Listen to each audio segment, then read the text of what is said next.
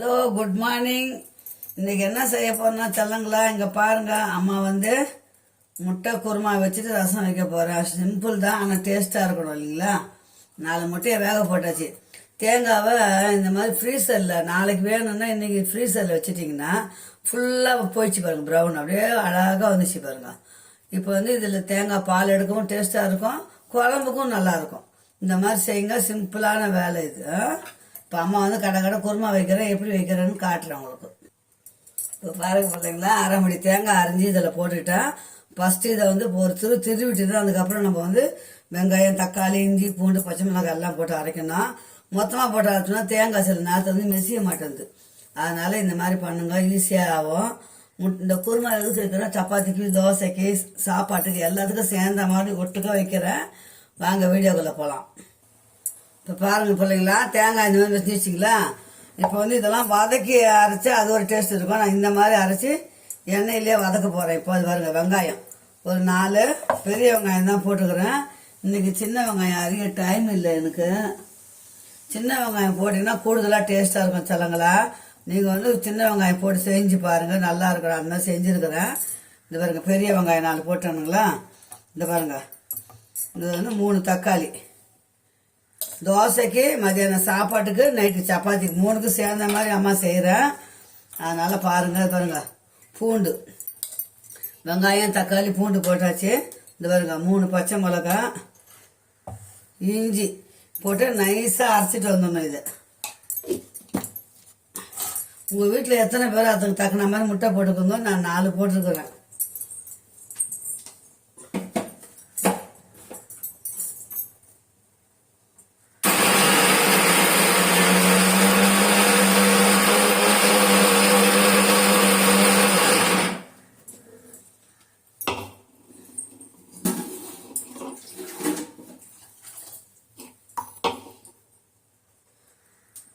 ஒரு 5 முந்திரி ஊற போட்டுக்கிறேன் பிள்ளைங்களா. கசகசா இருந்தாலும் ஊற போட்டுட்டு அரைங்க, சீக்கிரம் விஷயம். நான் முந்திரி போட்டுக்கிறேன். ஏன் போட்டேன்னா தூக்குதெல்லாம் மேலே தூக்கலாக இருக்கும், டேஸ்ட்டு வந்து கொஞ்சம் தூக்கலாக இருக்கும். அதனால் முந்திரி போட்டுக்கிறேம்மா.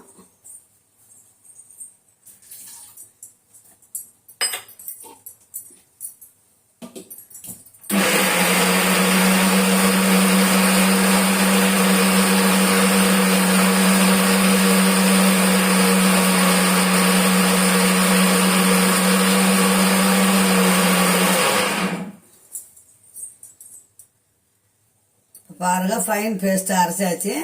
நம்ம வந்து குருமா தாளிக்கலாம். முட்டையை வந்து வெந்து போச்சு, இறக்கிட்டு ஆறணும். முட்டை கொஞ்சம் நேரம் ஆறட்டும். ஆறின அப்புறம் உரிச்சோம்னா நமக்கு ஈஸியாக வரும்.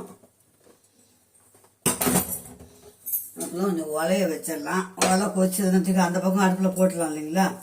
ரசம் வைக்கணும், குழம்பு வைக்கணும். இப்போ போய் ரசத்துக்கு அவசரமாக ரசம் வைக்கணுங்களா. அது பாருங்க, மிளகு, ஜீரகம், தனியா மட்டும் நைஸ் பவுடரா இடிச்சு போடலாம். இப்போ இடிக்க டைம் இல்லை எனக்கு, அதனால நைஸ் பவுடரா மிக்சியில் அரைச்சி தாளிக்க போகிறேன்.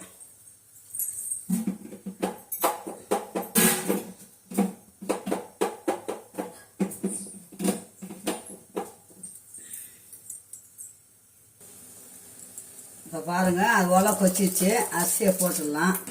சாதம் வேகணும் இல்லைங்களா, கட்டன்னு ஆகணும். ஒரே 6 மணிக்கு எழுந்துட்டா டைம் ஒன்றுமே புரிய மாட்டேங்குது. சாதம், ரசம், முட்டை குழம்பு, தோசை.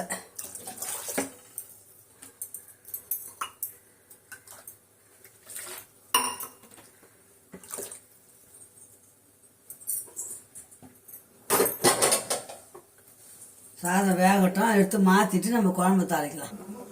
பாரு பிள்ளைங்களா, சாதத்தை அங்கே போட்டுடலாம், ரசம் இதில் தாளிச்சிடலாம். டக்கு டக்குன்னு வேலை ஆகணும்.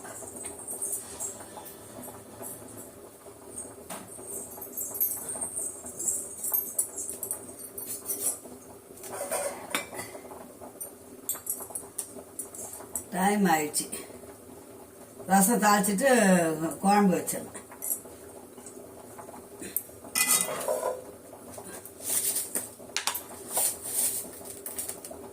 கொஞ்சம் வெந்தயம் போட்டுங்க ரசத்துக்கு.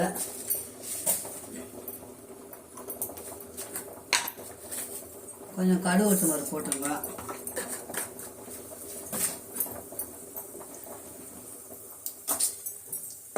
உடனே உடனே ஆஃப் ஆயிடுச்சு.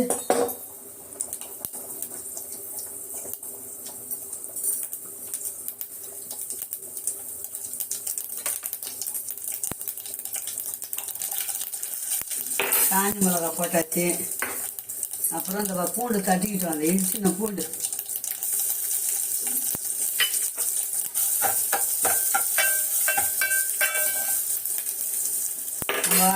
மிளகு சரி இடிச்சுருந்த பற்றி அதை அப்படியே கொட்டிடுங்க. மழைக்கு அப்பப்போ ரசம் நல்லா வச்சுட்டா நல்லா இருக்கும்.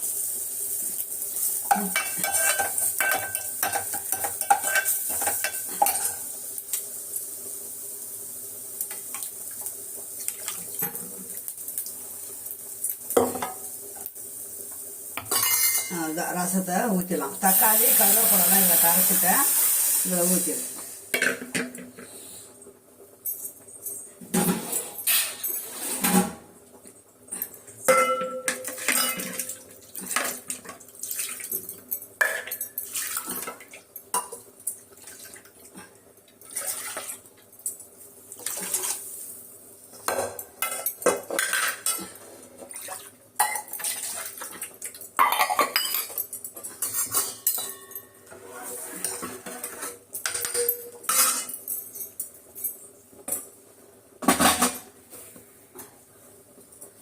உப்பு போட்டுடலாம்.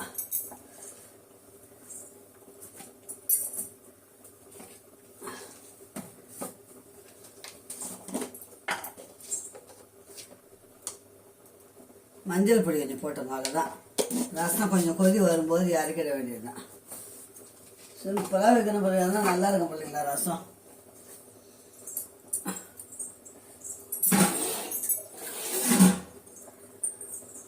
அந்த இடத்துல கொத்தமல்லியே கிடைக்க மாட்டேங்குது. இதுதான் பெரிய விஷயமாகுது. போனோம் கொஞ்சம் தொலைவா,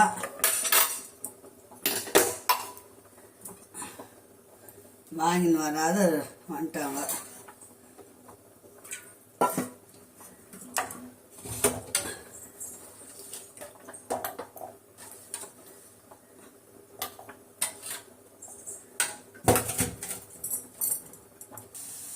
இப்போ பாருங்கள், ரசம் வந்து அவ்வளோதான், கொதி வருது, இறக்கிட வேண்டியது தான். கொஞ்சமாக தண்ணி ஊற்றிடணும். கொதி வரும்போது கொஞ்சம் ஊற்றினா தான் வந்து அந்த ரசத்தோட டேஸ்ட்டு நல்லாயிருக்கும்.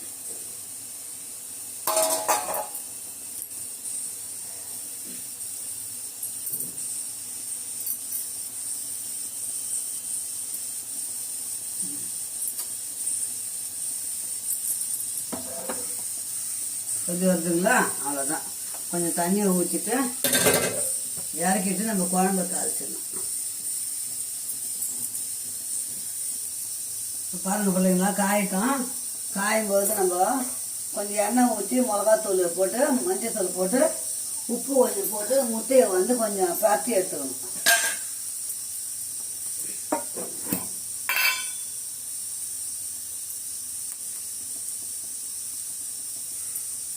இந்த காசுங்க என்ன, அதனால ஒன்றும் ஊற்றுறேன் கொஞ்சமாக.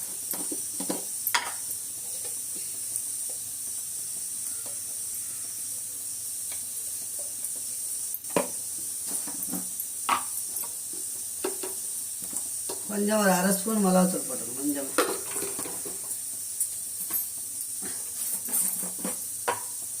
கொஞ்சம் அந்த உப்பு உரைக்கணும் இல்லைங்களா முட்டைக்கு, சிறுவாக வச்சுருங்க. நான்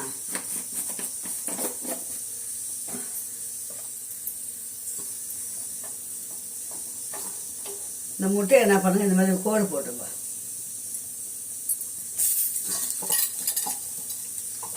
ஆஃப் பண்ணிடுங்க.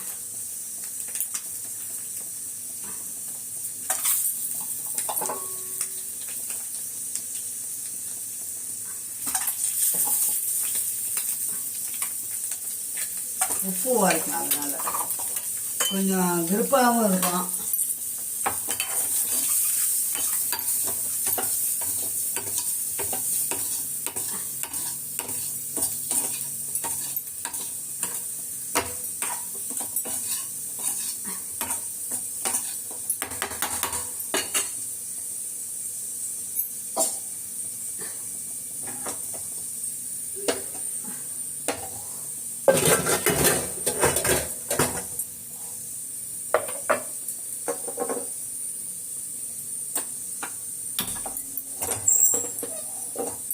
நம்ம குழம்பு தாளிச்சிடலாம் கட கட கடன்னு.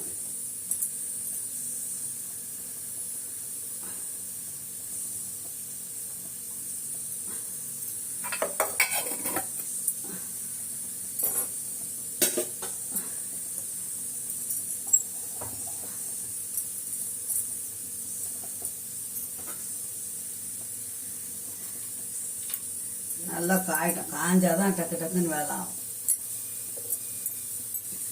இன்னும் கொஞ்சம் விட்டுடலாம்.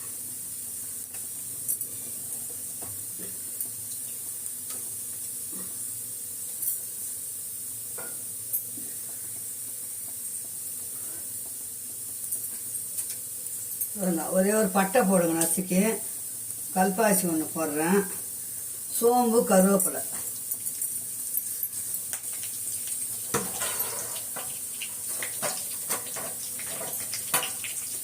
நம்ம பச்சையாக வெங்காயம் தக்காளி அரைச்சோம் இல்லைங்களா, முட்டை குழம்புல 3-4 விதம் செய்யலாம்ப்பா.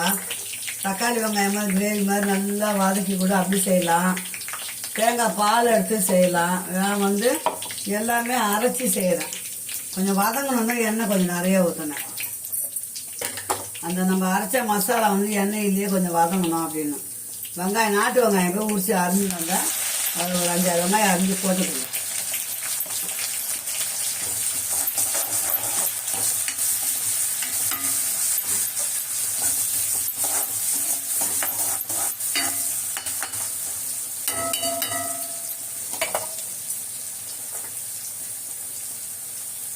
ரசம் வச்சாச்சு, சாதம் அந்த அடுப்பில் இருக்குது, குழம்பு வச்சு இறக்கிட்டோம்னா 2 தோசை ஊற்றினோம்னா வேலை முடிஞ்சிது.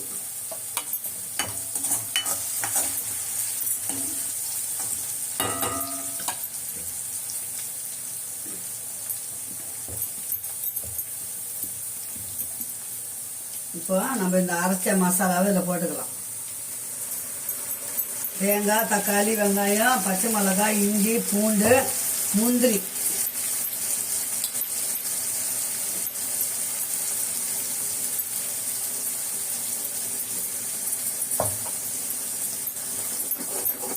நல்லா வதங்கணும். வதங்கின அப்படின்னா நம்ம தேவையான அளவுக்கு தண்ணி ஊற்றிக்கலாம்.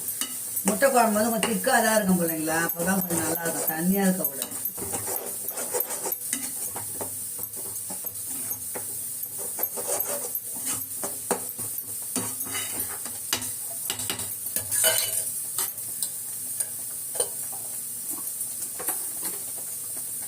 காரத்துக்கேற்ற கொஞ்சம் மிளகாத்தூள் கொஞ்சம் போட்டுங்க.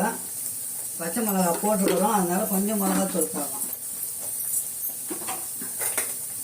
உப்பு ஒரு 1/2 ஸ்பூன் போட்டிருக்கேன், பத்தலைன்னா போட்டுக்கலாம்.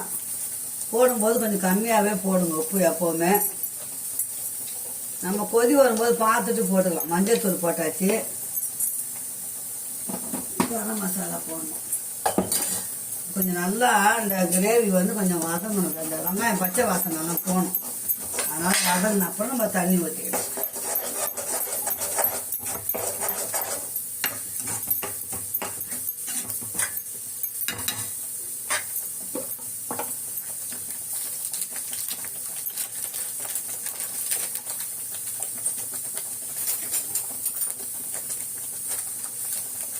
ஒரு ஸ்பூனு கரம் மசாலா போட்டணும்.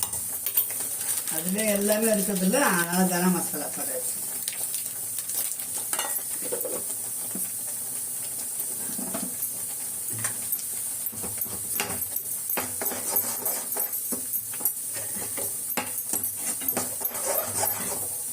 எவ்வளோ எண்ணெய் ஊற்றணும், எண்ணெயே காணும் பாருங்க.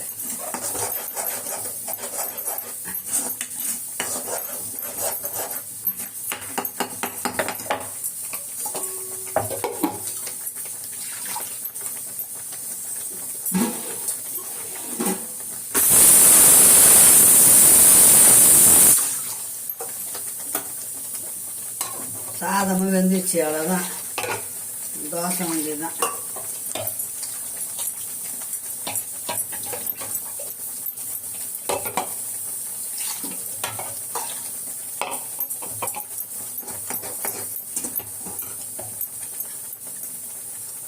மிக்சியை கழுவி ஊற்றினா போதும். அந்த ஜார் தண்ணி, ஜாரை கவுறோம் இல்லைங்களா, அந்த தண்ணியே போதும்.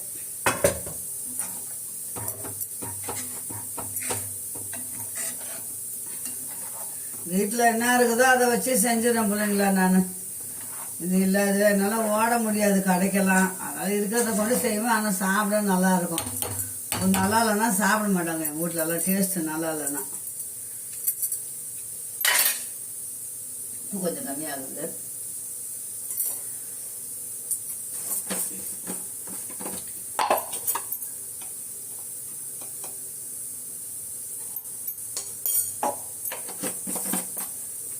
குழம்பு நல்லா கொதிச்சு சுண்டி வரட்டும். அதுக்கப்புறம் நம்ம வந்து முட்டையை இப்போ பாருங்கள், முட்டை நல்லா இந்த குழம்பு கொச்சிச்சு.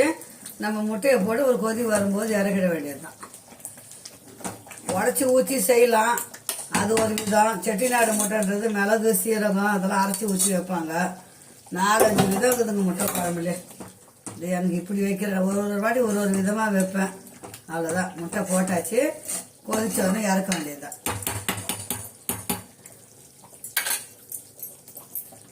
முட்டை குழம்பு ரெடி, சாப்பாடு ரெடி, ரசம் ரெடி. சூப்பராக நம்ம வீட்டில் வாங்க சாப்பிடலாம். அம்மா சேனல் சப்ஸ்கிரைப் பண்ணுங்கள், லைக் பண்ணுங்கள் செல்ல பிள்ளைங்களா. அடுத்தது தோசை ஒன்று தான் சுடணும். தோசை சுட்டோம்னா வேலை முடிஞ்சுது.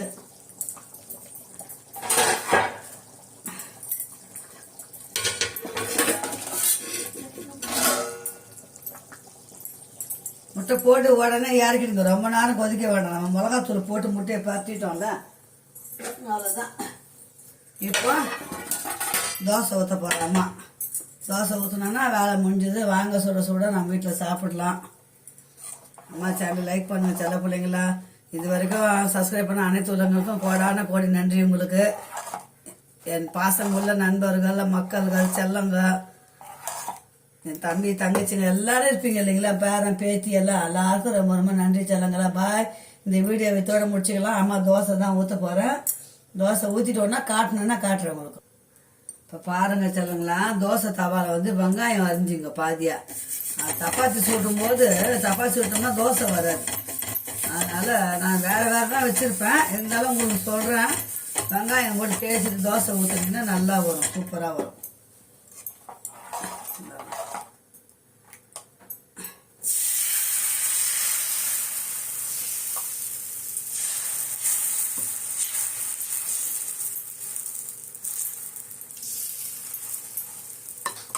தோசைக்கு மட்டும் நல்லெண்ணெய் வாங்கி வச்சு ஊற்றுவாங்க, நல்லதுங்க உடம்புக்கு. இட்லிக்கு தாடும்போது கருப்பு கருப்பாக ஆகி போகுது, நல்லெண்ணெய் சிகப்பு ஆகுது இல்லை, அதனால தோசைக்கு மட்டும் நல்லெண்ணெய்.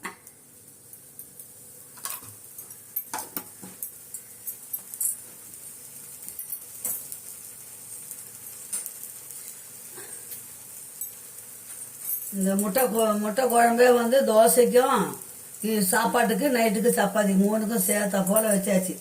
பார்த்தீங்களா, நம்ம வீட்டில் 3 in 1 இன்னைக்கு. சிம்பிளாக செஞ்சாலும் வேலை டக்குன்னு ஆகணும். 3 வேலையும் உதவுது பாருங்க. அதான் அம்மாவோட டெக்னிக்கு.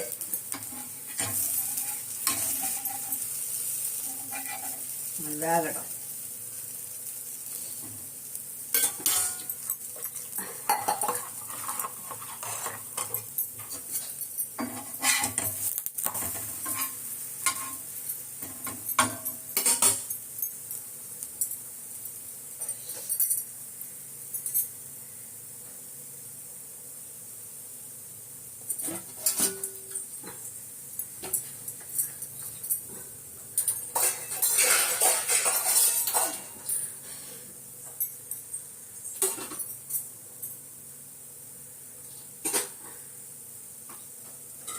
குழம்பு தோசைக்கு தொட்டு சாப்பிடலாம்.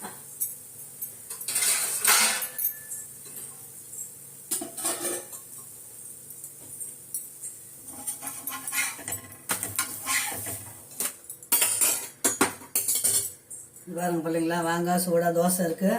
இது பாருங்க குருமா ஆகுது, முட்டை குருமா. வாங்க சாப்பிடலாம். ஓகே, பாய் செல்லுங்களா. இந்த வீடியோ இதோட முடிச்சுக்கலாம். பாய்.